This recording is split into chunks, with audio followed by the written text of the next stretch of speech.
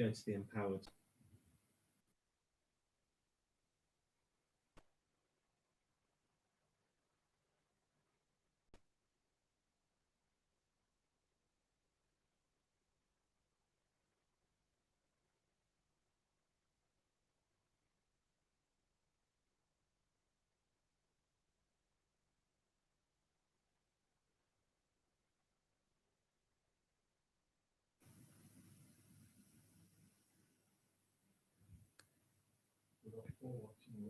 Hi guys, sorry, I'm just trying to make sure as many people get this new link as possible. We had some technical difficulties, but we are good to go now. How is everybody doing? Thank you all for joining. I need to just mute my own screen. But I hope everybody is doing as well as they possibly can be right now. Thank you for joining so promptly. We're not even at 7 yet. So thank you. Oh, we have 7 people watching. How cool is that? Make sure to use the live chat, guys. We want to see what you guys are thinking and saying. And please be sure to take pictures of yourselves watching and listening, and tweet them at us, put them on your Instagram story. Be sure to at us as well at Empowered Slough. That is EMPOWORD Slough on all social media platforms. Let's really try and build a community spirit around this event, even though we can't all be together in person. We have a great lineup of performers for you today. We have Slough's very own Jamika, who is going to be both singing for us and doing a piece of spoken word. We have the amazing Ada as well, a young volunteer who works very closely with XARP. We have Ty, another young person who attends Beetroots. We have speeches from young people like Sean. So yeah, we have loads of great performers gathered here today. And like I said, sorry, we're just having some issue with the link for other people. I'm just making sure that it gets sent around to everybody. But be sure to share this link as well with everybody that you know. Make sure that, you know, it's all up and working and good. So yeah, and like I said, be sure to use the live chat. Can everybody let me know if they can hear me okay? They can see me okay, it's all working. That would be great. And yeah, we've had loads of new people join the live chat in the last few seconds. So I'm sorry for the people here before. You're going to have to hear me again. But if you just joined, welcome. I hope everybody is doing as mentally and physically well as you possibly can be. We would love to see you guys listening in at home. So make sure to take pictures and tweet them at us. Put them on your Instagram stories, tag us, use the hashtag Black Lives Matter Slough. And like I said, tag Empowered Slough. That's EMPOWORD Slough. We would love to create a community spirit around this event. Because it's such an important event and it means so much to so many different people. Like I said, thank you for tuning in, for joining our live stream. We have an amazing set list for you guys today. So many brilliant performers from in and around Slough. And to kick things off, we have the one and only Jamika. Now, I'm sure you guys have heard of Jamika before. She opens up pretty much every single Empowered event. She is in a band called Kadama. She has lots of amazing covers up on her SoundCloud. She's been a member of Empowered for the last 4 years. But most famously, you have most likely seen Jamika busking on the high street. She is the queen of Slough High Street, the voice that really captures the town. So please give it up for Jamika, everybody. Who I'm just admitting to our Zoom. Hey, Jamika, are you there? We can't hear you right now. You're on mute. I'm there. There we go. There we go. Amazing. How are you doing? I am okay. I'm trying to mute this now. There we go. There we go. No, I'm good. I'm just really tired. I've been pretty much on social media doing the whole Black Lives Matter, constantly posting about it. I've been trying to educate people. I've got into a fair amount of arguments on Facebook as well, which are the highlight of my week. Educating both people I used to work with and people I don't actually know. And then basically being bullied for it. Oh, no. Because they're not aware of what's actually going on. And, you know, so. Well, at least you're taking the time to try and educate people and, you know, halt the ignorance. So you bring in every single empowered pretty much. So it just felt right for you to bring it in this first ever virtual online empowered as well. So take it away, please. Thank you. So I'm going to do Waiting in Vain, but I am going to change the words from For Your Love to For a Change, because obviously the current climate just kind of seems appropriate.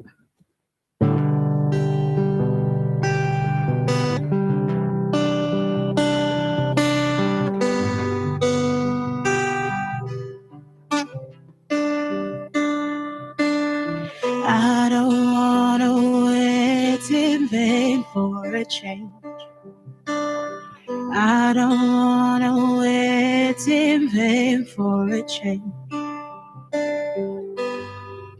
From the very first time I rest my eyes on you, girl,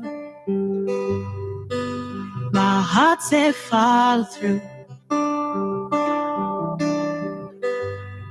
But I know now that I'm way down on your line.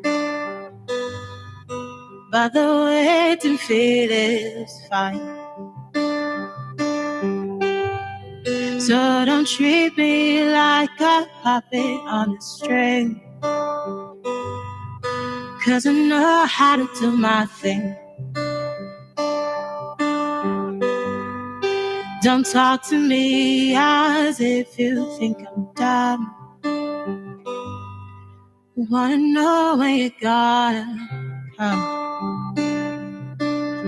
I don't wanna wait in vain for a change. I don't wanna wait in vain for a change.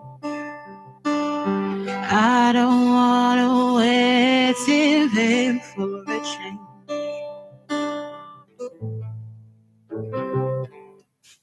If summer is here and I'm still waiting there, if winter is here and I'm still waiting there,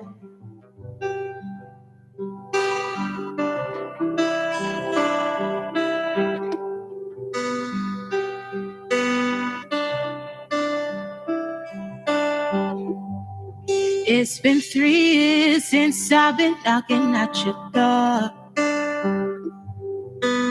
and I could still knock some more. Oh girl, is this feasible? I wanna know now.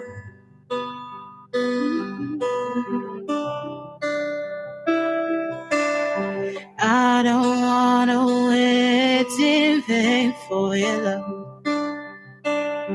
I don't wanna wait in vain for a change.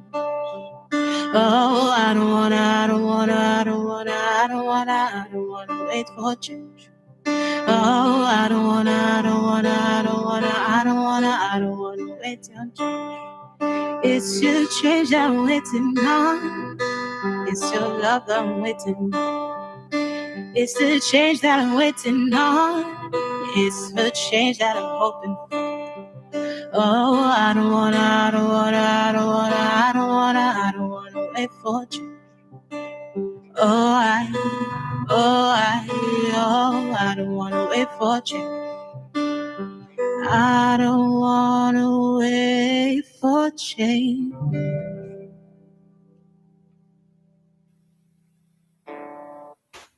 Yeah, so is that. Wow, that was amazing. Thank you so much. Thank you. I'm actually really nervous about the second one because I don't really write spoken word pieces at all.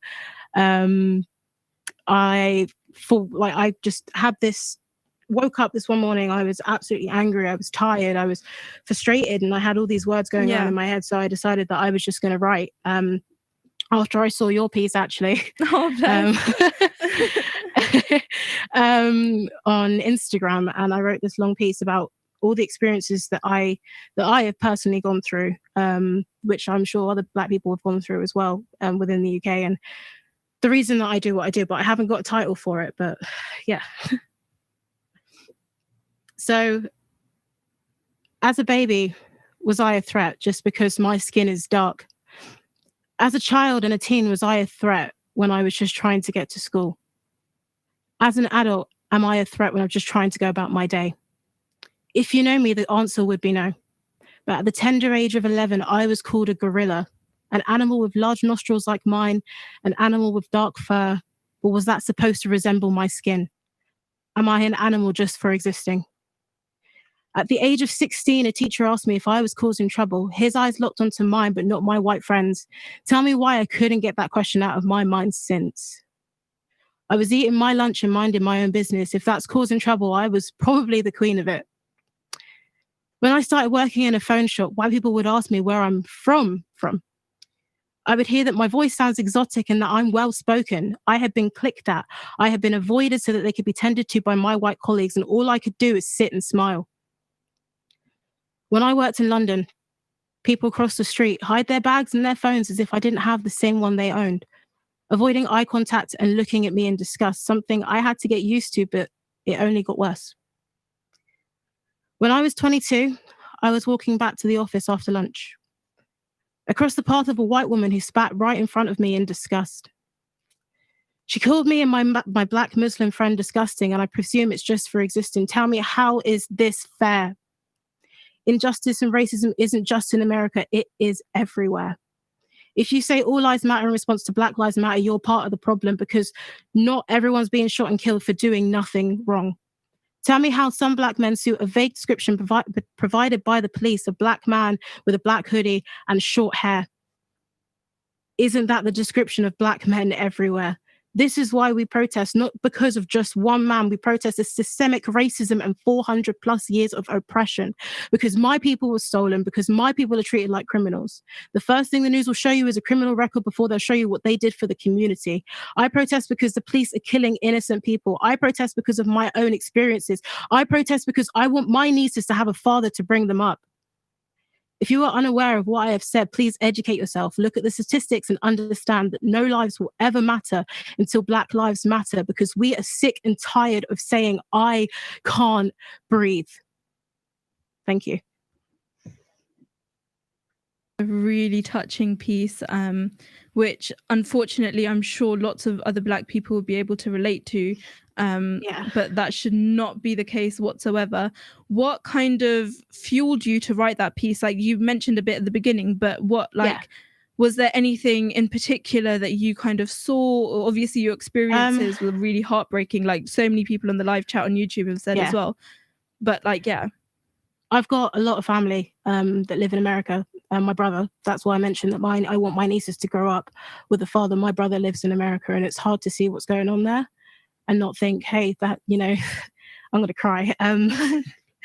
But it's hard to think that the next person could be my brother, Yeah. It's really hard. Just want to give you a hug. This is really difficult being on the other end of the screen. It's just really hard to be able to be in the UK, and people think that it's not here, but it is here. It's literally everywhere. And it hurts that I have to sit here. I have to cry about it. And there's nothing that I can do, because it's always going to be there unless we do something, we change something, which is why I keep going to protests, which I can't do at the minute because I have a swollen foot, so I can't actually walk. But it's why, I do what I do. And this is why this movement is so important to me. Yeah, thank you so much for being so like open and vulnerable with us. We know it's a really difficult thing to do, to put your heart out on a stage, especially when it's through a stream and not like in person. But I really, really like appreciate you doing that and taking the time to perform for us today and open the show. I'm sending you all the virtual hugs in the world. And yeah, you really opened our hearts and moved so many, as you can see on the live stream. Yeah, I've literally just opened it up. I've seen it. Thank you so much, everyone. Thank you, Jamika, for joining us. So I'm going to put you back in the waiting room. Great. Oh. I'm like just getting the hang of this Zoom thing, guys. So I'm very sorry if it's a bit like choppy. I'm trying my best. Our next performer is editor-in-chief of Onyx magazine, a magazine she herself started to showcase Black excellency and to give a voice to Black students in Oxford, and it's kind of just expanded at an exponential rate. She recently graduated from Oxford as well and is currently interning at Stormzy's publishing house, Murky Books, I believe. She is a beautiful poet. She honestly, with each word she says, she really captures your heart while you're listening to her. She is phenomenal. So can we please give her a virtual round of applause and give it up for Theophina, everybody. Who bear with me, guys. I'm just trying to. Sorry, 1 second. There we go. Theophina, are you with us? We're just waiting for her to join. In the meantime, thank you everybody who keeps. There she is. There we are. I was just saying thank you everybody who keeps adding to the chat. We really appreciate all the support. And I'm just going to hand it straight over to Theophina.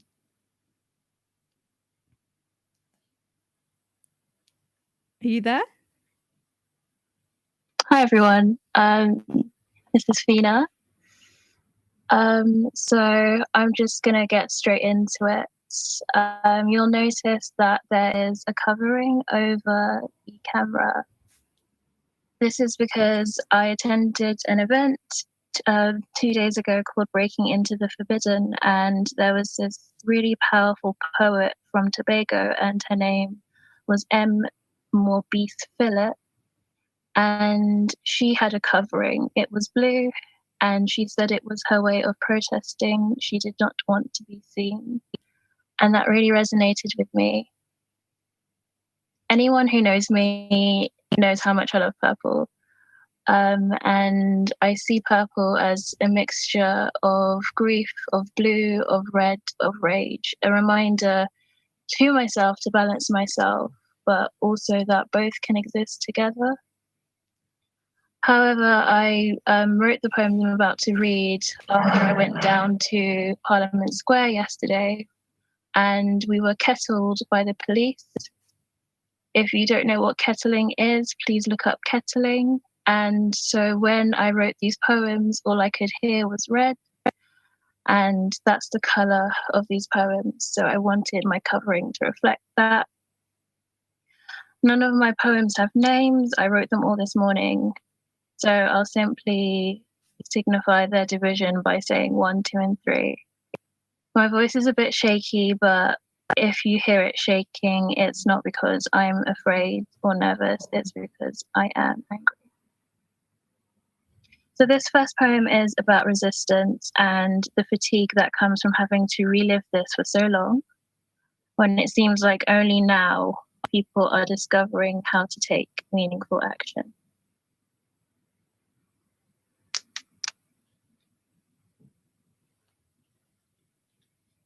One. Why?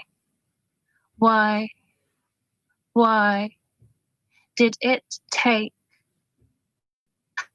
another, and another for it to finally feel like something is shifting? Why did it take the whole world standing still for them to finally smell burning and get up? The gas has been leaking for 500 years. Why did it take a register?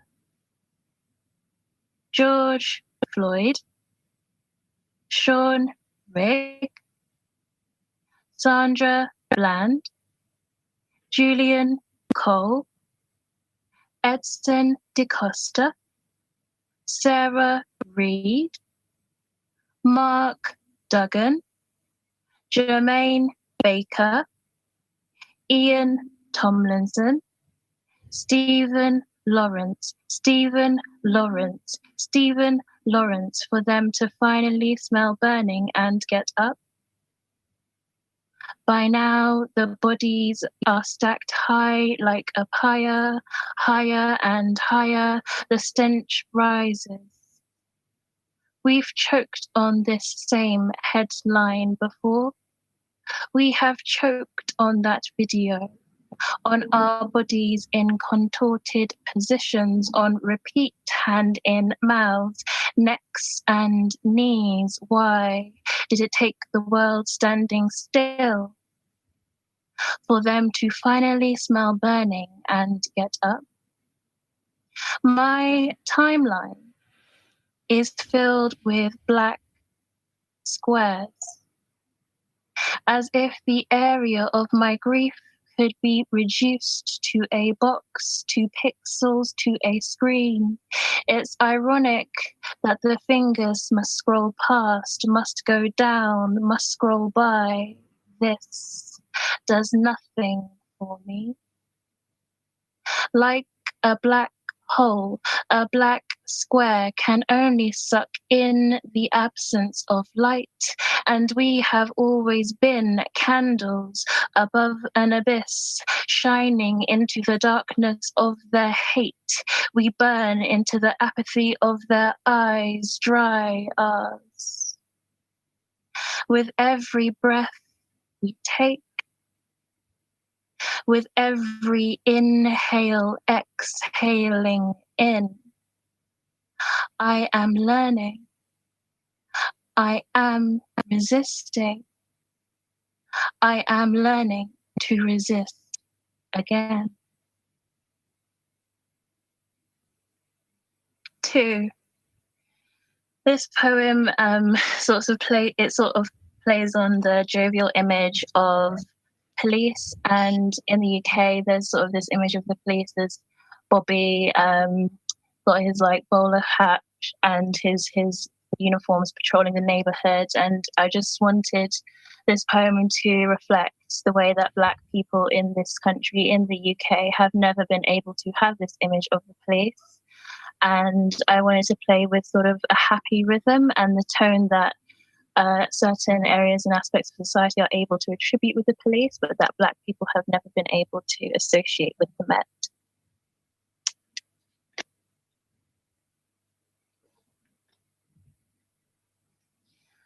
Well, well, well, what have we here? Well, well, well, what have we here? What have we here? What have we here? What have we died for too long, Mr. Policeman? And I think, Mr. Policeman, what goes through your head, Mr. Policeman? What goes through your mind, Mr. Policeman? When you eat your sandwiches at lunch, what is in them, Mr. Policeman? Is it black like Marmite? Is it black spread thick or thin? bite my skin, Mr. Policeman. Spread it with gas, Mr. Policeman. Do you love it? Do you hate it? Do you not mind, Mr. Policeman? You're just on your stroll, Mr. Policeman. You don't mean no harm, Mr. Policeman. Baton swinging down. 12 flashing vans, Mr. Policeman, and bottles arc in the air, Mr. Policeman, for we are tired of breaking at your feet, Mr. Policeman. Wipe your brow, Mr. Policeman. Just your job, just your job. No comment. I can't breathe, Mr. Policeman. You say it's just safe streets, Mr. Policeman. I don't feel safe, I don't feel safe, and I never have. Your hands are on my body again. Stop and search your mind, Mr. Policeman, before your hands find me. How many of your friends are racist, Mr. Policeman? Do you have a bobby head count, Mr. Policeman, of colleagues who think that that black man just looked like? You don't, Mr. Policeman. You fold your arms. You call us rowdy. How would you move if your body was on fire, Mr. Policeman? Would you stand so still? This pressure has sparked a catching match underneath our bodies. We roll, and burn, and turn over this fear, Mr. Policeman. We are here, Mr. Policeman. We are gathered here today, Mr. Policeman, not for you, but for everything you do. Not for you, but for everything you stand for. You are not the problem, Mr. Policeman. You are a symptom. I want to speak to your managers. I want to speak to Parliament. I want to speak to the history of this country. I brought the 500-year-long receipt. It says Grenfell. It says Windrush.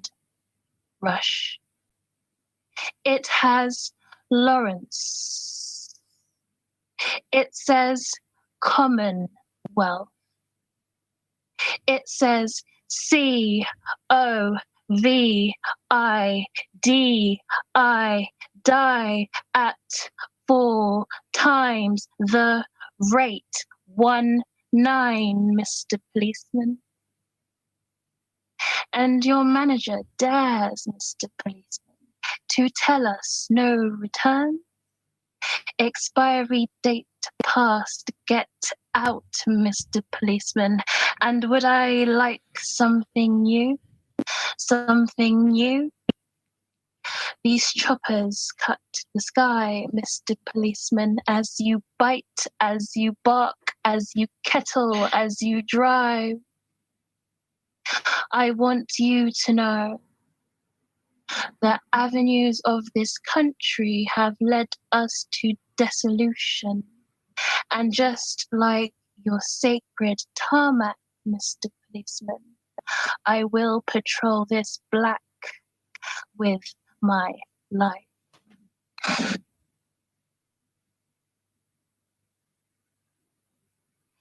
Three, this is directly from my experiences yesterday in London in Parliament Square.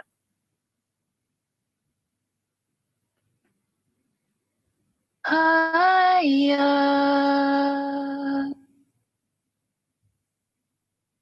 higher, higher. I cannot describe it any more. I cannot describe it to myself. I cannot describe it online. Try though I may try.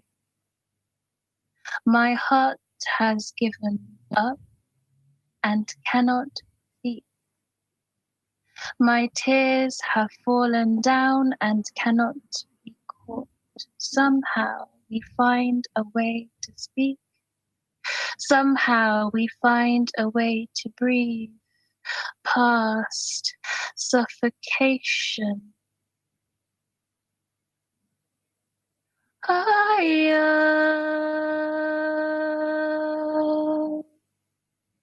higher, higher. Our bodies are a riot, and much like a riot, there is a peak and there is a pit. I wish that we could peak forever. I wish that we could remain suspended, frozen, mid-air at the top of the arc. I wish for us that we would never shatter again. Higher, higher, higher.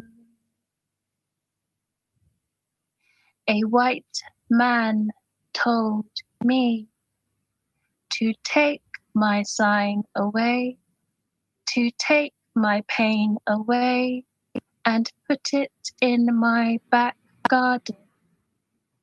He said, "This is a public space. Remove your grief, remove your pain, remove your life." I waited until he was gone. I stayed in the park until dark hid myself in the corners of the space in which he said I did not belong. I gathered all the hearts on the floor. I gathered the cardboard hearts in my arms.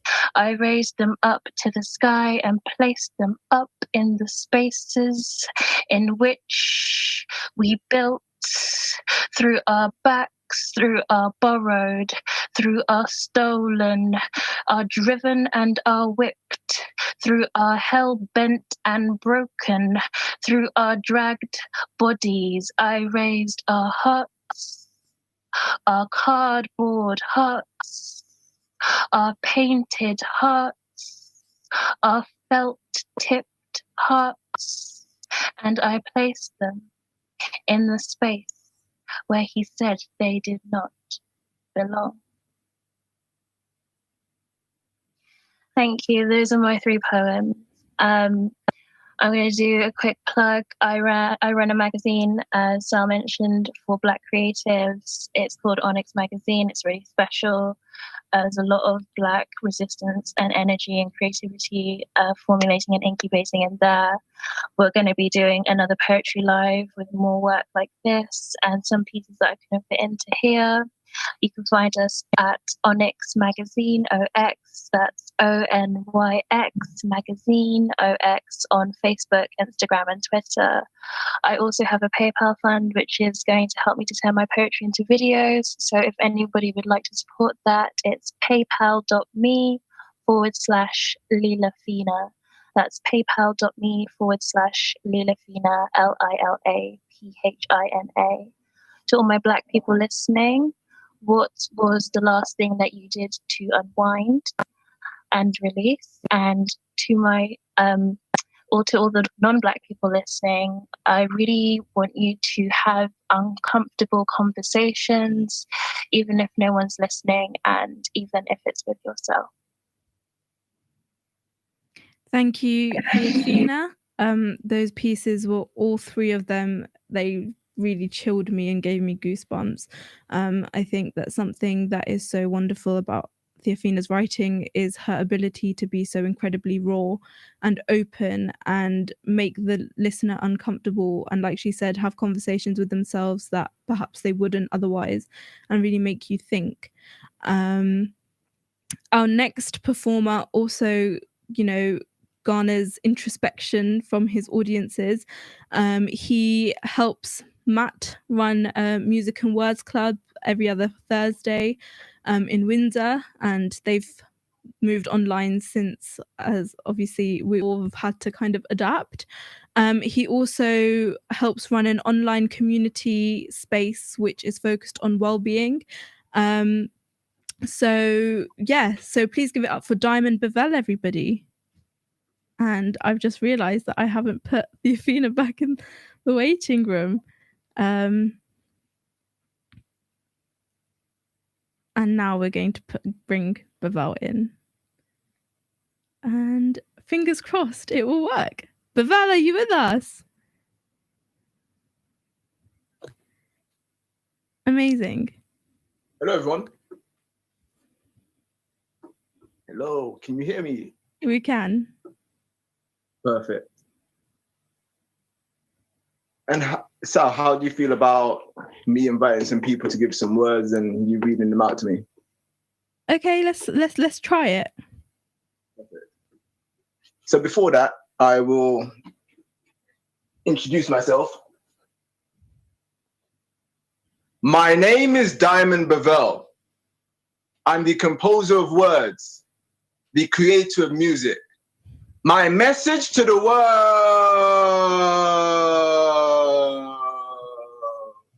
if you decide to use it, is that you are not alone. I express this through music, spoken word, and poetry, writing about the world around me that I see. So that's who I am. And a lot of you may know me for being a freestyle poet. And I wanted to do like a combination of a few things. So some of the things that I've written down, as well as inviting the audience. So for those of you on YouTube, hello to everyone, and type some words in that you'd like me to include in a piece. And then we'll get Sal to do something to just say those words out and be the voice for the people online. So before that, let's start with this. When the air is your paper and your voice is the pen, the only time I write is if I have to say it again. So this is the piece that I've written, and then we're going to get in the words from you guys. The piece goes like this. Black blood boils because brutality lanced love child's life like melanin was an abscess. And as our innocent brothers took their last breaths, or should I say, as our innocent brothers' last breaths were taken from them by those people who were sworn in to protect, a part of me fears what's next. So let's have a look, Sal, and see what we have online. So I've gotten love, solidarity, Yep. strain, peace so What far. was that word, please? Strain, Okay. peace. So And let's see what we have from those. more coming in like constantly. So we have like tired, courage, enlightenment, empowerment, liberation, rarity and beauty, change, struggle. So you have lots to work with, Bevelle. Okay, cool. So as we form one solidarity, but we were looking for this, but we could only observe beauty because beauty were those things that made us rich. Rich inside, but we sometimes feel that we have to stitch. You know, those wounds that were made by those people who threw words that landed like bricks. So we take a pause to go back to the chat box. What words do we have? We have liberation, beauty, Yes. change, struggle. Yeah, cool. So as we fight over that love struggle, you know, like a tightrope, or should we say a tug of war, because we see what life is like when we look through doors that were open. Open once again because we admire the beauty of life. Solitude, but we could see what life would be like if those wives with children had a full family unit. So that we can twist bottle tops up and see that life is full of those things that are spelt with L-O-V and E. I guess that spells love. And some more words, please. That's all we've got for now. Struggle. Okay. One Cool. Slough. Struggle and One Slough. struggle, one Slough. Cool. And as we see that there's a struggle, we all unite as one in Slough. And sometimes we wonder, maybe how. And then we'll add this to this mix. We all share blood, sweat, and tears. Is that what we fear? We all share fear. Is that why we share blood, sweat, and tears? Is it fair? Is it fair that we share blood, sweat, and tears? Is it fair? Is it fair that what's happening right now makes people live in fear? And then we'll go back to the part that I started off with. Black blood boils because brutality lances life of loved children like melanin was an abscess. As our innocent brothers take their last breath, or should I say, as our innocent brothers' last breaths are taken for them by those who were sworn to protect, a part of me fears what's next. Let that be your food for thought. And thank you very much. Thank you, Bavel. Always impresses me at his ability to come up with pieces on the spot from words that are just thrown at him at random. Bavel, can you just speak a little bit about the first piece that you performed, and what was the emotions behind the piece that you wrote, and your feelings personally as you were writing that piece and your need to write that piece? So I saw this opportunity to be on this space yesterday, and I was thinking about making something topical, and it was around the topic Black Lives Matter. So I wanted to create a piece based on the acronym of B, L, and M. So then I thought, let me kind of make an alphabet poem to begin with. So that's why we had all the B's in the first line, all the L's in the second line. Then I got to the M and then just went from there. And I was just thinking about the best way to deliver that piece. And it happened to be, I started writing it on my phone, but then it got deleted. So what I was reciting was the parts that I remembered from the part that I wrote. Well, we couldn't tell that you had managed to delete it on the phone. It was a really great piece. Thank you so much for joining us today. And is there anything you'd like to plug, number one, or is there anywhere anybody can find your poetry? If you just search Diamond Bavel, so there's two L's in Bavel, so that's Diamond and then Bevell. And then you can ask me about those types, about my work, about my poetry, about my spoken word from that platform there. Amazing. Thank you so much, Bavel. And I'm sending you back to the waiting room. See everyone soon. That was Diamond Bavel, everybody, with a wonderful alphabetical poem around the Black Lives Matter movement. I'd just like to ask everybody again to remember to tweet us pictures of you guys listening at home using the hashtag Black Lives Matter Slough. And I just want to say that if anybody feels directly affected or troubled by any of the pieces or any of the themes mentioned in any of the poetry or songs or anything performed today, please do reach out. We are here to support you. You don't have to go through any struggles alone.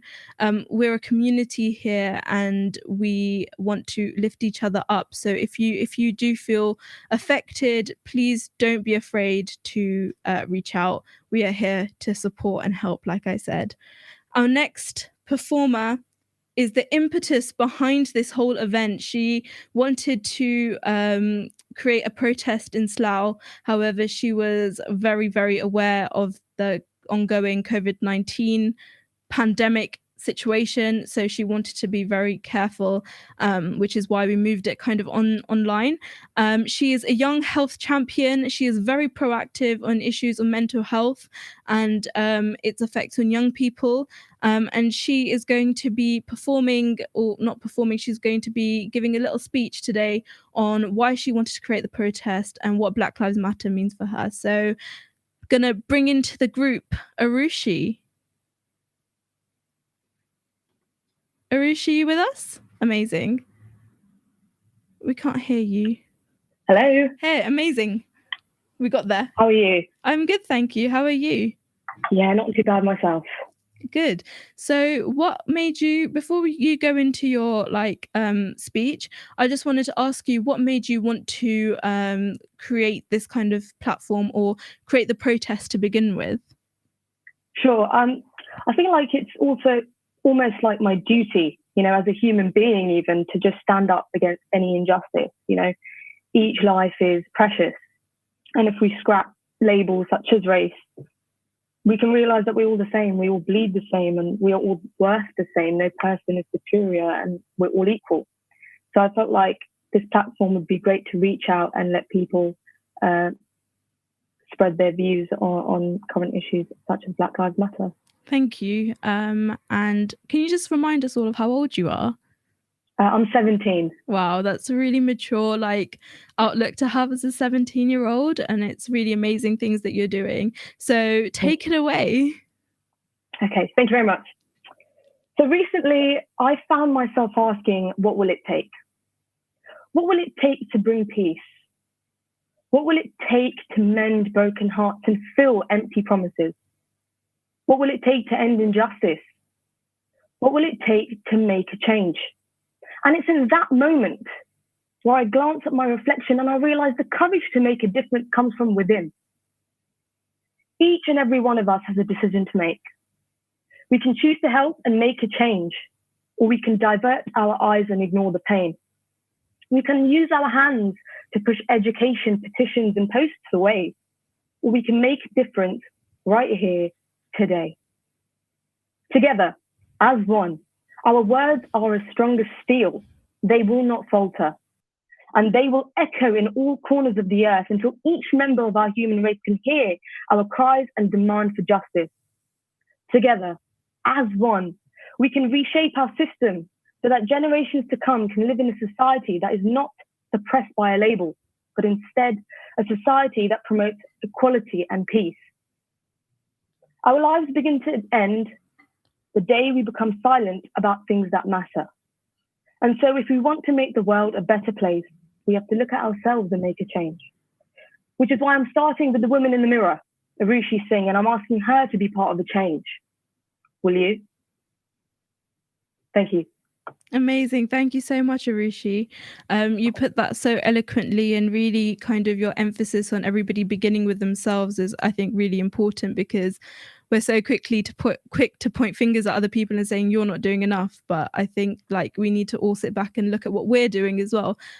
So again, I can't believe that you're 17 and you're saying such mature things. Thank you so much. And thank you. Thank you for working with us for this to come to fruition, and having the idea, and keep doing what you're doing. You're doing amazing stuff. Thank you so much. Not just with this, but you're a young health champion.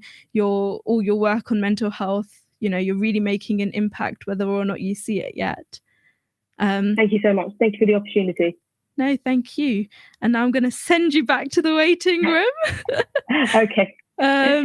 And our next performer is also a young health champion, and she also works very closely with Arushi on being proactive on mental health for young people in Slough.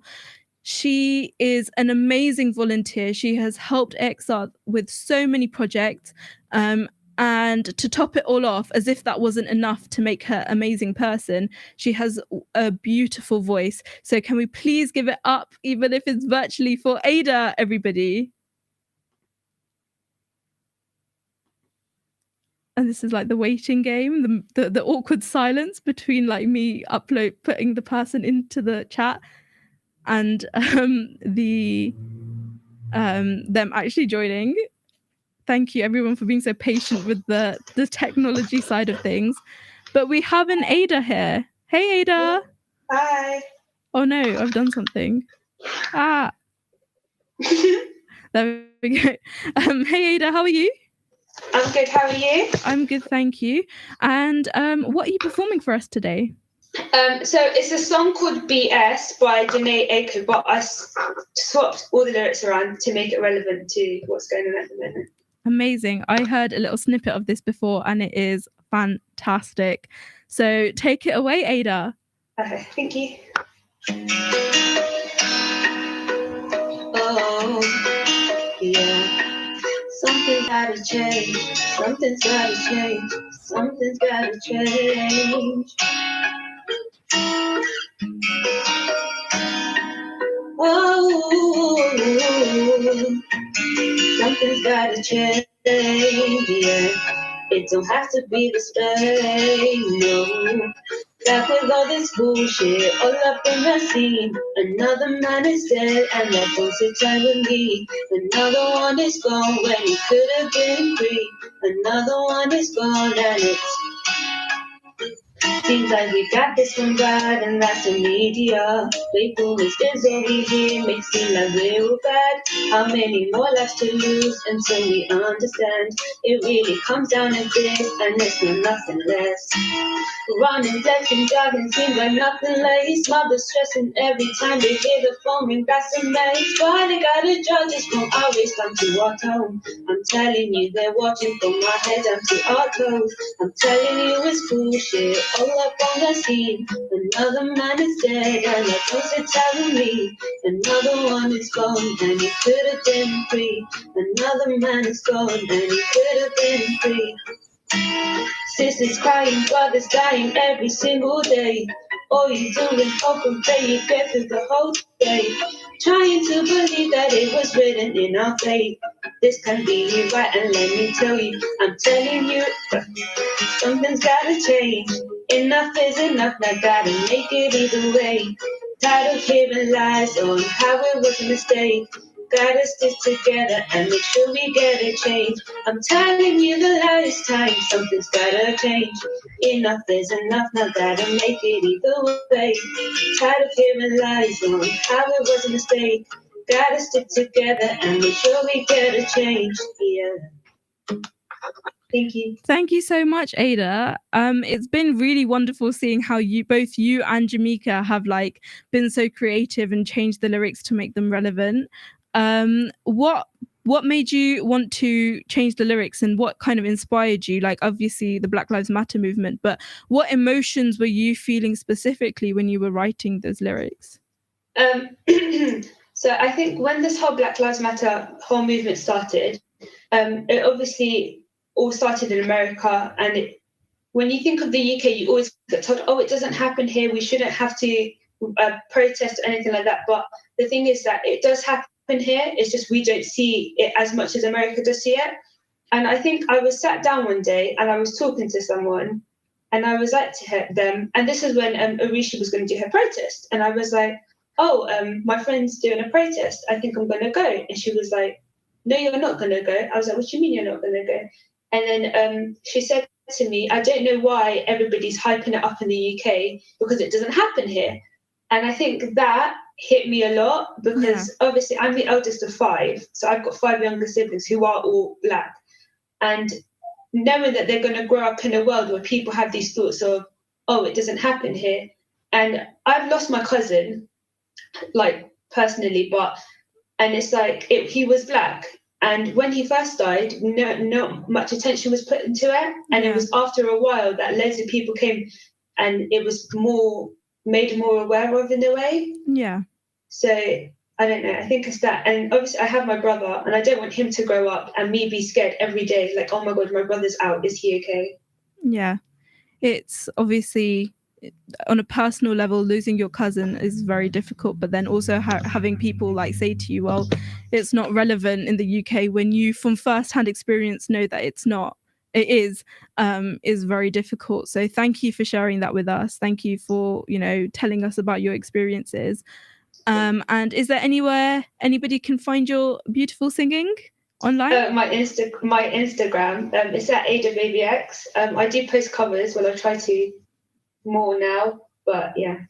Well, thank you once again, Ada. You were amazing. Thank you. And yeah, loads of people saying brilliant, amazing on our live stream as well. Thank you. So thank you for joining us, and make sure you follow Ada on Instagram, guys. And now it's your turn to go back to the waiting room. That's all right. Bye. Bye. So obviously that is a very tough act to follow. So I thought I would take one for the team and follow it myself. I don't usually perform at Empowered very much anymore, as I'm too busy hosting, but I really feel strongly about this whole movement. And I feel really strongly about remembering the history of it. And obviously George Floyd passed away, and countless others, but there are so many instances of when police brutality and institutionalized racism has affected women as well, and it's not spoken about. And I wrote this piece. It's called Beloved. This story of Black mothers losing their children is far from fresh fiction, torn from wombs to be herded like cattle ready for auction. Black mothers have been grieving since they had to suffocate their own infants because death meant freedom. Dying was a way out of living in captivation or dying of starvation. Black mothers have been crying since seeing their sons swing on trees after false accusations. Black mothers' tears have watered flowers on fresh graves for centuries. And this story is nowhere close to ending. New chapters just keep appearing. Black mothers watch as their sons spark riots, not in the flesh, but in spirit, while their daughters continue to die in the quiet. Thank you. And following this, I would just really like everybody to observe a moment's silence with me, so we can take time to remember everybody who we've lost to institutionalized racism all over the world. Just a moment to reflect on them, to remember them, and to ensure that it happens nowhere to the scale that it's happened in the past. Thank you.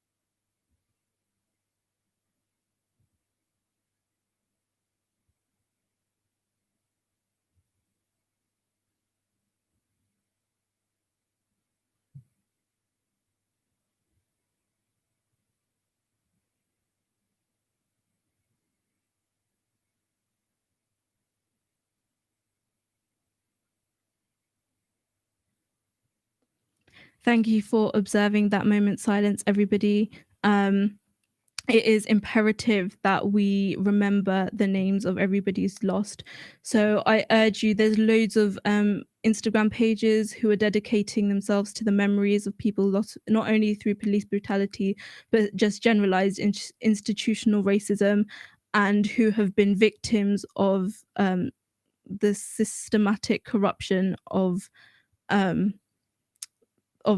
racism. Our next performer is a young lady. She's 15 years old. She is a Girl Get Active leader and an army cadet. Her name is Sean, and she has a speech ready for us. So we're going to add her to the call. Sean, can you hear me? Amazing. Can you just say something? I'm not sure if the audio is connected yet. Give us a second. Sorry, guys. Are you muted, Sean? Yeah, fixed There it. we go. Amazing. Take it away. My name is Sean Wright, and I'm a white British girl. May you ask yourself, why does that matter? And recently, I've had to ask myself the same thing. Because what I've realised is, attached to my skin colour is a tag called privilege. A privilege where, when I walk down the street, I can wear what I like and not get searched. A privilege where the ethnicity I put on my uni application won't jeopardise my place. Where I can go into a job interview and get judged upon my skills and not what I look like. Where I don't have to endure road harassment or going about my day, or have to fake laugh at a racist comment masked as a joke. A privilege that many don't have simply because they are not white. And for those who don't relate with those issues, or that believe that they exist, that, my friend, that is because of your privilege. And you can choose to ignore these issues and live in your own bubble, or you can decide to use this to make sure that every man, every woman, every person is seen and treated as an equal, regardless of their race. Because I am white, but I choose not to hide behind my skin or hide behind my privilege, but to speak out. And I encourage you to do that too. Do that until the voices of Black men and women and other ethnic minorities are heard at the same volume. Do that until the colour of your skin doesn't reflect the validity of our words. Until the people in power listen to you, not because of what's on the surface, but because of the message that comes from within. Into what jobs, opportunities we're given, and lives we live are simply based on who we are as people. Because this isn't a time to turn a blind eye or ignore the problems we face in the world, the problems we face in the UK. It's time to speak out. To educate people around you, donate to charities, raise awareness, but most importantly, support each other. Because it's not race versus race, it's anti-racist versus racist. It's us versus the system. The same system that's oppressed Black men and women and people of colour for too long now. So I'm asking, those of you who have that privilege, to accept there's an issue, accept that it's real. Use your skin as a voice and not as a shield. Thank you for listening. Thank you so much, Sean. That was incredibly powerful. Can you just let me know, like I've asked everybody else, like what emotions were running through your head and what were you feeling when you wrote that piece?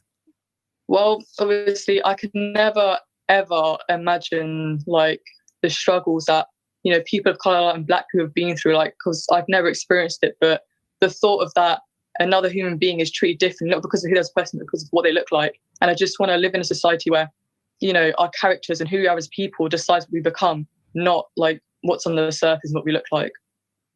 Well, thank you. You're doing a great job being an ally at such a young age as well. And just continue doing what you're doing. And is there anywhere people can find more, or do you have anything to plug? Or is there any last words you want to say? Well, thank you for listening, and I hope that my message resonates and it can bring people together. And, you know, because remember, like, we're in this together, you know, like it's not, you know, race versus race, and just, you know, be aware of the issues and speak out. Amazing. Thank you so much, Sean, for sharing your words. Going to put you in the waiting room. I always feel quite like sinister saying that, like, oh, you'll go to the waiting room. But it's just the best system for making this all work. Our next young person is Sophie. She is doing a poem for us. It is her first time performing at anything to do with Empowered, so let's be sure to give her a warm welcome. She is currently studying psychology with a view to being a clinical psychologist. And she has prepared a poem for us today. So welcome, Sophie. Are you with us, Sophie?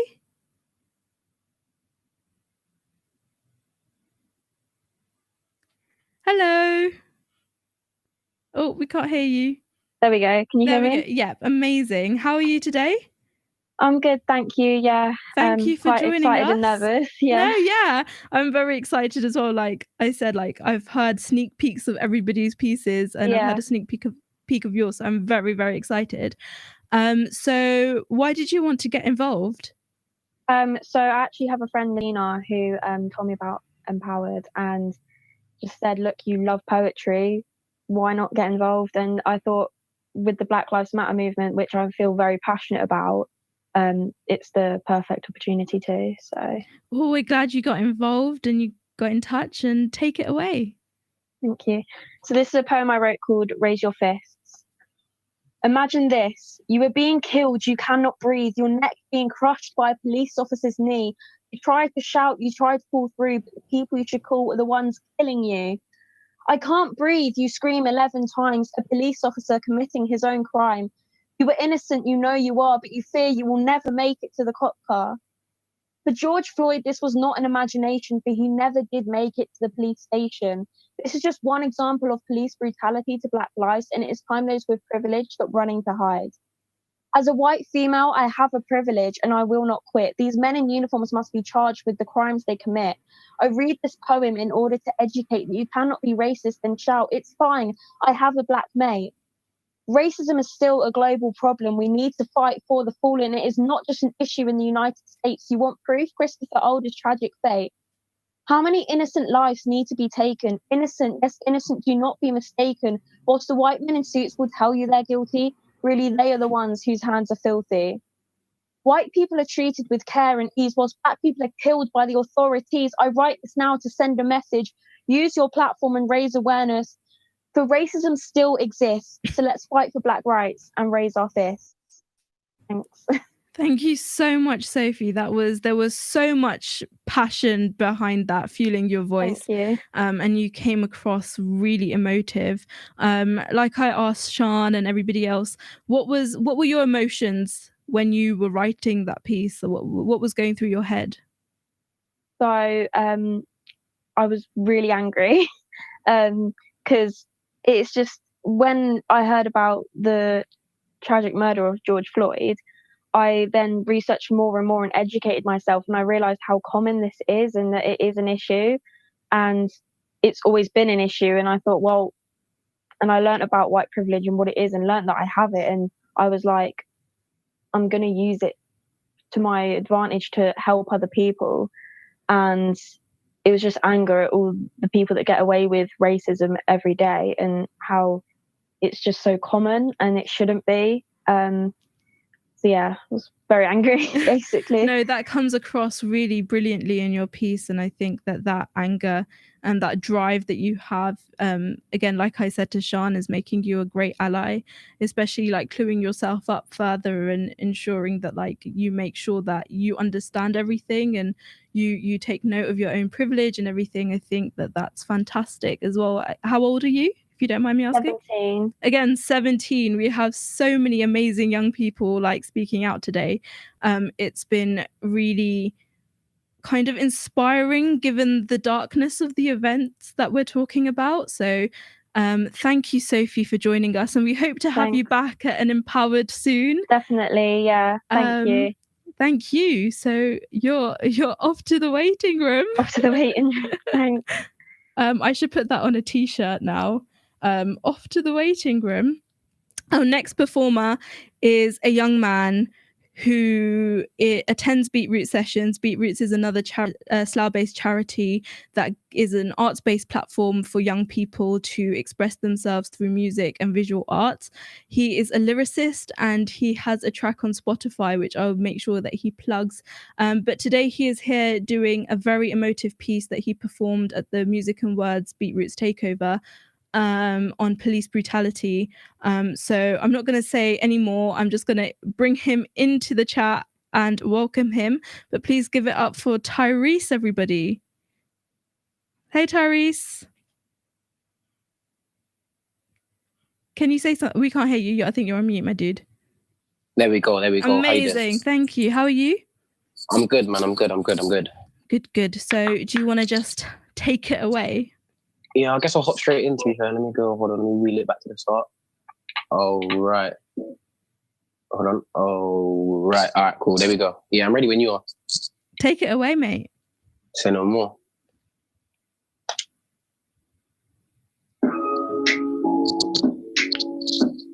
Some of you may know this piece from before, if my peoples are watching. This is a big piece for me. Listen, yeah, it's T Cons on the beat. Listen, yeah, I'm sick and tired of all these ignored cries. Instead, we're blinded by all of these fraud lies that all the terrorists are on our borderlines. It's always the coloured man who's always the cause of crimes. Yeah. Don't get me started on mass murder. Justice in the system, yeah, that is unheard of. Target on your back, even for a good worker. Even women in danger just for wearing a burqa. Black man this and black youth that. It's always colour skin when it comes to the strap. It's always coloured youths pulled up when there's no one to blame. All these damn politicians always playing a game, but it's cool. It's all right, don't worry about it. Black power is key, and you're going to hear about it. Work harder, aim higher than what they're expecting. They want us to be in prison without even arresting us. Ain't no one we can trust. Culture built on lust. You get on site for a cuss. Being tooled is a must. Get attention for bust. And they want us in cuffs, and we're stuck. It sucks. I hate this feeling I'm feeling. I feel unsure. Gotta have eyes all around me when I open the door. People hearing my thoughts and saying, don't be silly. I look at these blind guys and I'm asking them, really? Grind for a milli, risk being all silly. One day I'll travel the world and maybe see Philly. But now I eat what I get till I'm a goat like Billy. My flow's too illy. Yeah, you see me. I know I got a back while I be speaking, but don't watch. Soon my dreams I'll be reaching. I won't rest till all my family is eating. Grind to the end, only in death will I be sleeping. Amazing. Thank you, Tyrese. And I believe you have a really short spoken word for us as well. Yeah, hold on. If I do this, can you still hear me? Yes. Perfect. I won't perform all of it, but I will perform to a certain point in it. All right, cool. This is my first spoken word as well, people. So please, bear with me.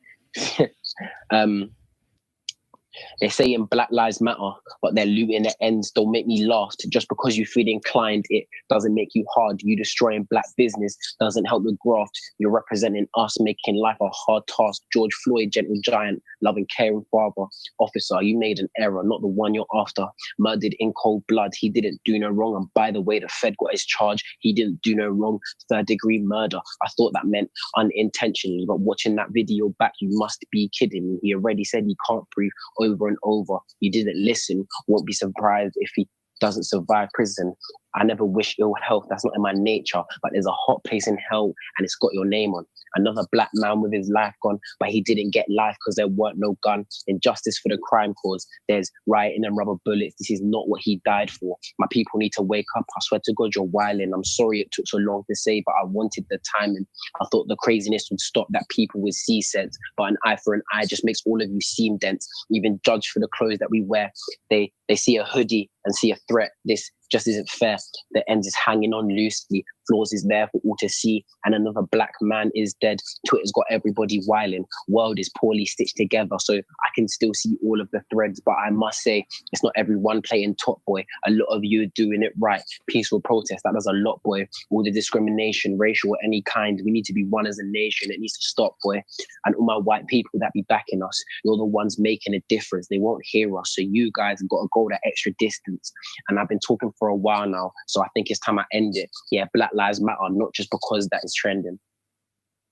Wow, that was amazing, especially that last line. It's so completely true. It's that like everything is relevant as long as it's trending, and as soon as the hashtag, is no longer circling social media, will people still be kind of supporting it with the same kind of ferocity? What were you feeling when you wrote that piece? I'm pretty sure I wrote that piece just after the first lot of protesting and rioting, and when the George Floyd's the people that killed George Floyd finally got prosecuted. And then I saw 3rd-degree murder and manslaughter, and I looked up 3rd-degree murder, and I was like, that it told me unintentional and something that is not a murder that is caused but not intentionally, and manslaughter, which is also unintentional murder. But in that video, you can clearly see that George Floyd is begging for his own life, basically calling for his mum, calling for other people. People are just recording it, and the officer is not looking like he's going to release his neck anytime soon, and it just infuriated me. It put me in very conflicted mindset about a lot of things. And when I'm in a kind of mindset like that, I will always go and I'll always write. That's part of the reason I started writing, was because of any thoughts that were through my mind. Well, thank you. I just started writing and ended it there. Yeah. And I honestly wouldn't think that was your first ever spoken word piece that you've written. That was amazing. And I believe you have a Spotify track that you should totally plug right now. I have a few Spotify tracks and amazing. a couple SoundCloud tracks. Go for it. After this, I'll put it in the live chat. But yeah, Tconz, TCONZ. That is me on Spotify. I've got a lot of projects coming very soon. A lot of projects with my peoples, and especially with this happening, it wasn't in my plans originally. But I'm gonna have to make a few songs specifically dedicated to stuff like this. I've seen Meek Mill and I think Trey Songz and a couple of other people. They released songs about it, and it kind of inspired me. So I'm gonna have to write a proper song for it and release it. Well, really looking forward to that, because you have such a great eloquence and flow about you. And thank you for joining us today, Tyrese. And thank you for inviting me, to be fair. It was quite a surprise, to be fair, when you messaged me and said to come down. I was like, yeah, I'm there automatically. No, you absolutely blew me away on music and words. So I really wanted to get you involved. You're such a talented young man. Thank you. But now it is time to send you to the waiting room. I'm ready to go. I'm ready to go. I waited there for a while. I'm back. I'm ready. I see you later, peoples. Much love. Thank you, Tyrese. No. And like I've continually said, remember to tag us at Empowered Slough on Twitter, Facebook, Instagram. Use the hashtag Black Lives Matter Slough. Let's really keep momentum going on this thing. Thank you, everybody. We have a few performers left, but I just wanted to take this time to thank everybody who's been watching. Thank you for your support and all the love on the live chat. I've been reading it and it's really moving me. So yeah, thank you to you guys for watching and allowing us to continue to do stuff like this to support the community. Our next performer, we first worked with her during the Words of Windrush project, which, if you're interested, is available to read on our website, which is www.empoweredslough.com or .org, I believe. I'm sure somebody will help me out and put it on the live stream. But yeah, you can read all the poems from that project there. She is, sorry. She recently won a poetry competition called Hammer and Tongue, and her first collection is due out next year. So she is definitely someone to keep an eye on. So please, can we give it up for Lou, everybody? Hopefully that's worked every time. I'm so sorry. You're probably sick of me saying that, just fingers crossed that's working. Is that, sorry guys. She's joining. There we go. Amazing. Hey Louise. Oh, you're on mute. Hello. Hey, how are you? I'm good. How are you? I'm good, thank you. It's been a while since we at Empower checked in with you, and you've been achieving amazing things. Oh, thank you. Yeah, it has been a while because I'm back in Birmingham. But it's still great for you to have gotten involved with our event today. We really appreciate it. Thanks for having me. And take it away. The floor is yours. Okay, I've got two poems. One is, I have never read this poem before, and it was written about a year ago, but I thought it's relevant now. It was written about the sort of the birth of the royal baby, and there was an article in the newspaper about the baby being exotic, and the poem's about that. And I just thought I'd read it today because it kind of speaks to the sort of Britain's historical role in empire and things like that. And I'm quite critical of the royal family, so apologies to anyone who is a royalist, because I'm not, but it's good to hear different opinions. It's called Exotic Baby. Baby whose blood runs the colour of exotic, not blue. Oh, how long this country has waited for you. It does seem to defy the logic of a family that would rather wear exotic than bear exotic. A family, heads of state. We are not worthy of a queen who deems territory property of the East India Company. To these, exotic means business, means Commonwealth, means for the good of the crown, means we own that shit now. Means bodies building this country that is said to be great, that never, never, never will be slaves. Exotic means blood. The red in this flag. Exotic means not great, not worth the weight in gold, diamonds and minerals stole and processed and sold back. What is the cost of empire? Perhaps exotic is what she can put on her shelf, on her crown. For the British Museum, spoils on show to show how this country grew great. And they called it the white man's burden. Exotic is adorned in red, white and blue when wearing football boots, is picking bananas up from the floor, is hair you claim ownership over with a touch. Exotic is, no, but where do you really come from? Exotic means to fuck but not to date. Exotic means aggressive, means animalistic, means fetish. Exotic taste in the mouth of a man who wore a Nazi costume for Bants, but that's in the past. And he tastes exotic now, and we don't live in the past. Why don't you just get over it? This country is blind to the colours of the past, so what better than a hashtag mixed race baby for this modern royal family to solve a crisis of lost identity, of echoed greatness that rings in ears. Go back to your country, stop taking our jobs. These ears do not need lessons on greatness and wealth of nations, not the exploitation worn on her head, so heavy with guilt and theft it requires its own courage. The perfect marriage of this country's identity, carried ceremoniously, so heavy it has to be helped on her head, and they called it the white man's burden. Now all can see how it shines so bright it blinds. The sun doesn't set on empire. Baby whose blood runs the colour of exotic, not blue. How long we have been waiting for you. And that's that one. I've actually never read that one, and I'll probably never read it again, but I thought it felt kind of relevant. The next poem I've written in response to the current situation and what happened in America the other week. And I was thinking about his last words. So I haven't given it a title because I felt like that was the right thing to do.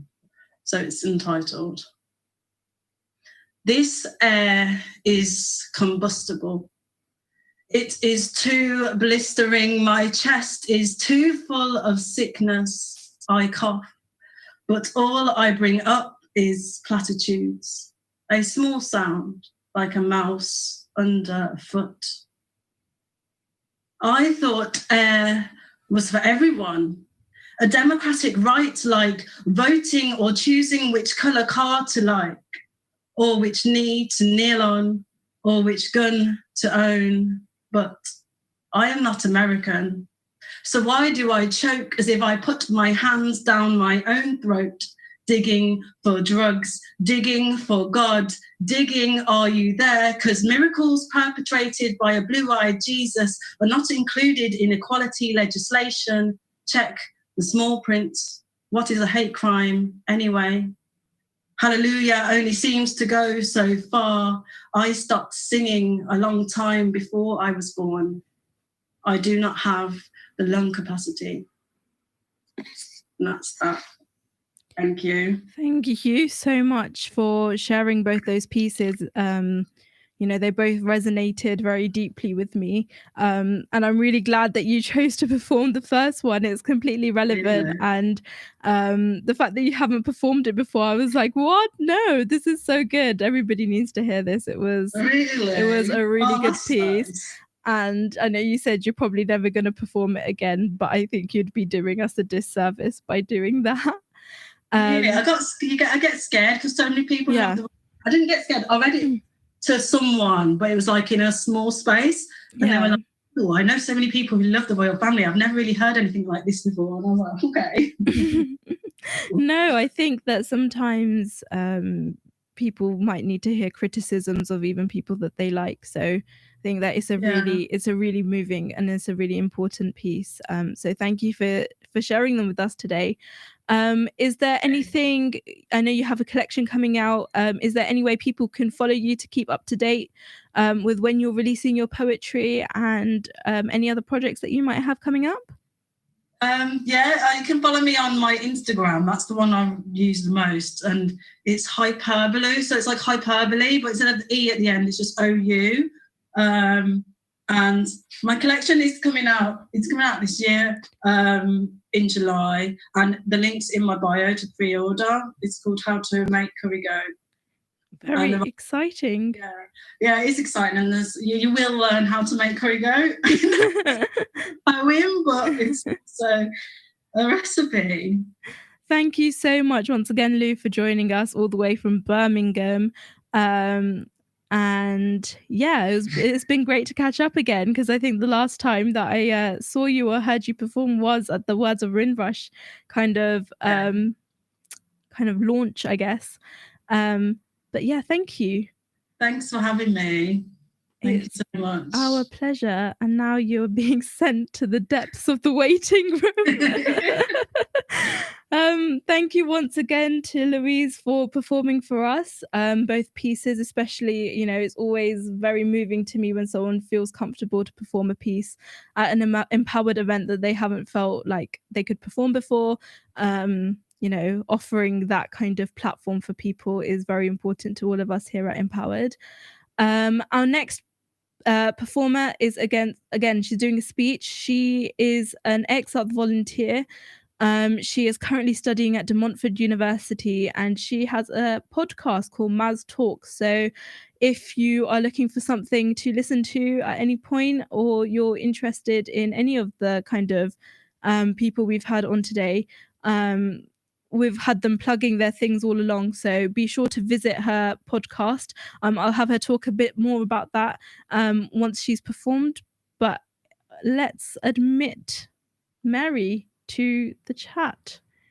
Hey Mary, that was, I think, the smoothest one so far. How are you? You're on mute, my love. Okay, I'm on it. There we go. How are you? I'm great, and yourself? Yeah, I'm good. What have you thought of the performance so far? Every single one of you guys have been incredible. Yeah, everyone's really brought their A game, haven't they? Yeah, definitely. Really excited to hear what you have to say. So take it away when you're ready, Mary. Okay, so on Saturday I went to a protest for the first time, and it was very, very overwhelming, and it was something new. I never knew the 20 years of my existence, or however long I'll be alive, I'll end up at a protest concerning my rights. But every single person there reminded me that we all want to change, and we all want this to end. And our final goal basically is justice in a way. On the first protest that happened in London, had more than 20,000 people there. And I know people would say, oh, protests don't do anything, and what's the point of them? You're not going to see any change, you might sit at home and sign petitions. But I promise you, from that 20,000 protests, they open up Belly's case again. So us protesting is making a difference. Even if you can't see it or not, it's making a big difference. I'd like to just go into a little bit about what it is to be Black. So being Black is having to work twice as hard to achieve the bare minimum. Being Black is having to educate people all the time on matters that concern you. Being Black is being labeled as rowdy, a gorilla, ugly. Being Black is not being hired because your name is too Black and this doesn't sound right enough. Being Black is being stopped by the police on a regular basis. Being Black is being told your skin is ugly and then believing it. being black is not being able to learn about your own history in history class. Being black is not being able to speak up, because whenever you do, it seems like you're angry. This shouldn't be happening in 2020. Okay, our ancestors and all that did not fight the battles that they fought for us to be going through that again in this day and age. These protests are making a change right now, and they're going to continue happening until we see a bigger change. Like I said on my social, on Instagram the other day, this is not just for a couple of pictures on, the newspaper, whatever. We're making history right now. We're making history, and that's it. Thank you so much, Mary. I think you shed light on a lot of issues that perhaps people who aren't black don't realize, and hopefully made some people really think about what it feels like to be in your skin. And I think that you're completely right. This isn't just for a few photos in a newspaper. These marches, these protests are making history.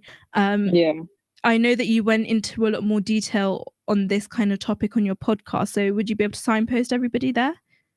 Yeah, definitely. Guys, I'm officially on SoundCloud, Apple Podcasts, Google Podcasts, and I'm going to be on YouTube very, very soon. You can definitely just search up Maz Talks on all those platforms, and you'll find them. If you type in Maz Talks _ on Twitter and Instagram, the link is in my bio. Just click it and you can listen to it. I'll go into more depth of everything and you get to hear my opinion. Amazing. Thank you so much, Mary, for joining us today. No, thank you. Oh, bless. No, I think it's so important to give young people like you a voice. And that's the least that we could do. So thank you. And I'm sending you to the waiting room. Bye, guys. And guys, we are, I believe, on our final performer. We have the amazing Desiree. What to say about Desiree? There's so much I could say. She was Empowered Poet in Residence. She is a multi-award-winning poet. She has 2 collections of poetry published already, and she is the person who really inspired myself to kind of look into spoken word and start performing it more. So I have a lot to owe her for that. So please, virtually, can we give it up for the amazing Desiree, everybody? And there she is.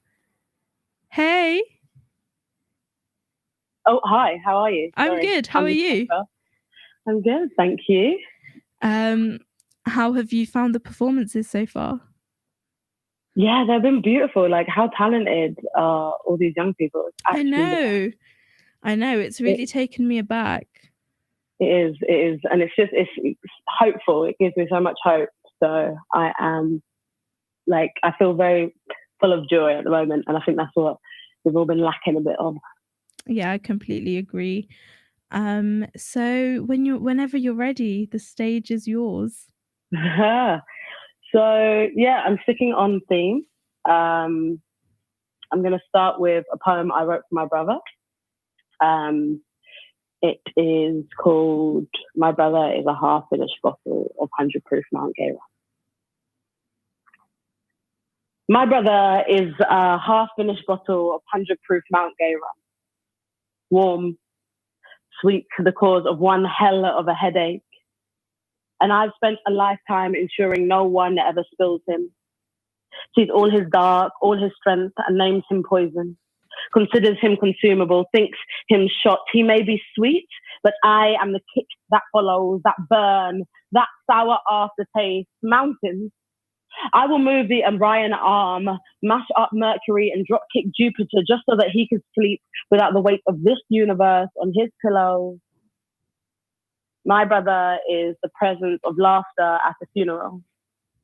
Inappropriate, but comforting. Once, whilst nursing the hangover of a relationship, my brother calls me and reminds me his love is bittersweet. I heard you got dumped.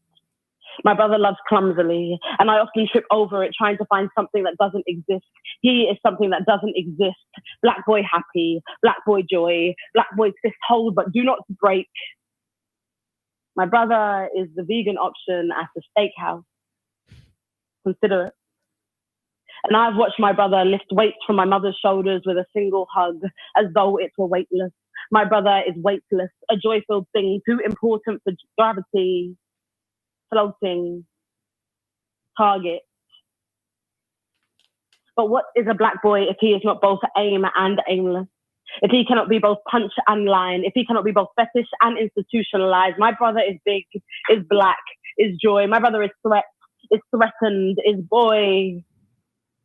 My brother is a half-finished bottle of 100 proof Mount Gay rum. And I will always be his glass. Thank you. That's the first one. This is so weird because there's no interaction. There's no break, yeah. I don't have to smoothly go into another one, but here we are. So this one I wrote so long ago. It's in the oldest, one of my oldest poetry books. The spine doesn't it's a mess. And it's called Why We Are Magic. And I put this one here as well because I probably ordered it wrong because the one I just did was about the love that I have for my brother, and this one is about just the joy. I think sometimes we forget our worth. So this one's called Why We Are Magic. Have you ever been hugged by a black woman? Arms so tight around body, smelling like whatever ingredient they use to overcome adversity when a black man calls you sister? It is a reminder that you are part of something bigger, something loving, something unconditional. We have this gift. We can create love from the most minimal amount of ingredients in the kitchen. We can create laughter when detriment appears to be the only joke. And even in times of despair, just mix in some melanin and the outcome is hope. We laugh like we deserve, like we are free. From the tops of our heads to the pits of our bellies. And this is not about anguish or struggle or even low self-esteem. This is about how you can make a pot for 4, feed 16. This is about my mum asking me to get the ting from the ting and knowing exactly what she means. This is about joy, about being broke but never being broken. This is not about silver spoons and wide open doors. This is about feeding ourselves while kicking doors open. This is about Sunday dinners. 3 different types of meat, rice, Yorkshire puddings, and macaroni cheese. This is about understanding why you need roast potatoes, white rice, and rice and peas. This is about not having to explain what oxtail is, even though it feels quite self-explanatory. This is about calling people auntie and having no idea how they're family. This is about our legacy, being more than slave ships, athletes, and entertainers. This is about laser cataract surgery, 3D effects, blood baths, and creating magic from the crap that they gave us. This is about my hair, but not as a political statement, but as curly, as versatile, as free. This is about my body, but not under ownership, but as something that belongs to me. This is about soca and Afrobeat and not being able to help but to dance to the rhythm. This is about watching my parents slow wine at a party way past my bedtime, so slow that it requires precision. This is about the happiness we forget that we hold and the joy they'd like us not to remember we possess. This is about Black joy, Black love, Black peace, Black hope, and all the beauty that lies in our Blackness. Thank you. Thank you, Desiree. Yeah, I've got 2 more. Yeah. Oh, I should talk about my T-shirt. So I got this yesterday at a protest. This is by a project called Forefront Project.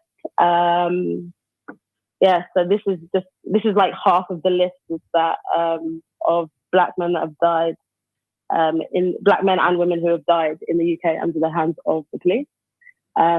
This isn't just a problem. This is not just an American problem. This is a UK problem. The UK is not innocent, and this is about not just the racism that we face every day, but a structural, systematic racism that we need to burn down. This is about completely revolutionizing how we work, how we live, how we're able to do anything.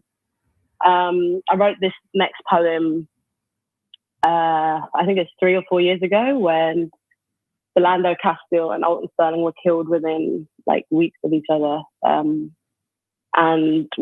I performed this poem to like a workshop group that I work with. for the first time since everything has been happening this year.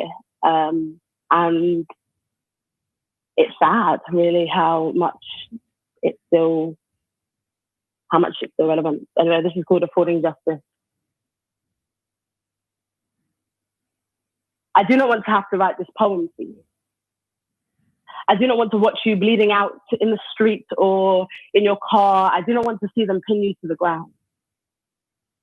I do not want them to use only the top half of a family photograph so they can make you out to be some sort of demon because it fits in better with their story. I do not want to light a fire under the city so everybody knows what it feels like to burn.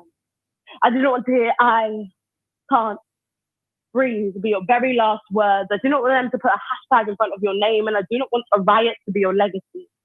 I do not want us to birth any more parentless children whose skin makes them the enemy. I do not want to have the need to justify my existence with a catchy phrase. I do not want to have to explain. Black Lives Matter doesn't mean other lives don't again. I do not want to watch another mother cry for their baby on TV. And I do not want to hear another white man tell me how I should feel about my history. They are trying to break us.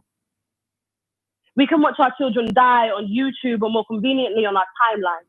So we created our jungles out of concrete, but our deaths aren't worth the airtime. See, some may call it police brutality, systematic racism. I have a hard time calling it anything other than genocide. We were brought here in chains and they're confused because we still wear them. We were whipped and now we buy whips to live in cribs because our growth scares them. But this revolution will be televised, so it can't be whitewashed or swept over, and you can be ET that we will no longer be bought by slave owners. If George Zimmerman can be found not guilty, but sell his gun to the highest bidder, look how far we've come means that they've only stopped publicly calling us. It took Doreen Lawrence 20 years to get justice for her son. And Sarah Reid was found dead in her police cell, but look how far we've come. If Malcolm and Martin were around today, would their words still survive? See, we don't just have trigger fingers, we have Twitter fingers out here penetrating lies, perpetuating lies. We have become assistants in our own demise, and I am not trying to write this poem again. I do not want us to have to bury any more of our women and men, and I will not be seen as a victim. But I refuse to be a victim of this system. You cannot cage a person, degrade them, and still demand their respect and patience. This movement was a product of frustration among just age-old racism. We are not looking for special treatment. We just want to be a part of a system that isn't corrupted, in lands where our ancestors built the wealth. And will we be able to afford justice? Thank you. Thank you. I'm going to do one last one. This is a new one that I wrote like as a result of like being at the protest, like having so many conversations. But now is the time to talk. Now is the time to be angry. Now is the time to cry, and that's everybody. Everyone should be angry. This is not just a Black issue. This is a human rights issue. This is everybody's issue. I think it's called No Justice, but I don't know. No justice, no peace, no racist police. No justice, no peace, no racist police. You say, I do not understand, but I stand why. How many of us had to die before you saw the front of a picket line? While I'm grateful, I do not want to be disillusioned. I bend a knee for George. When you do it, it's unclear which side you're choosing. This is not a new thing. I want your allyship, but I have calculated the price. Mark Duggan, Breonna Taylor, Sarah Reid, Tamir Rice, and that seems quite high. When I have to march just for this system to value my life, I am tired. We have been marching for centuries, but this is not the first time we've begged. That's why my knees are the blackest part about me. We have marched, we have begged, we have rioted, we have cried, we have looted, we have stood, we have lost our lives, we are being murdered, and then being asked to be compliant. So if you aren't saying anything, then your racism is silence, it's violence. If you choose your comfort over the cause, it's clear who your alliance is. We've been fighting this, protesting for our right to live, unlearning stuff we've been taught as kids. These are state-sanctioned murders that we taxpayers fund. How many have died at the hands of the UK police since 1990?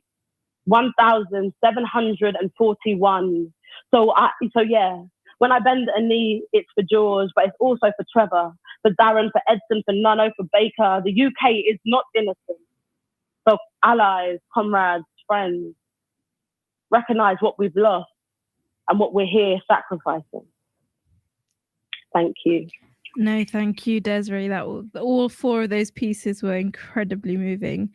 And thank you for sharing them. And, you know, I remember the first time I heard the one you wrote about, I don't remember what it's called, but about Philando Castile. And I remember being angry that you had to perform that, and the fact that like less than like 3 years later you're having to perform it again. It's just a travesty.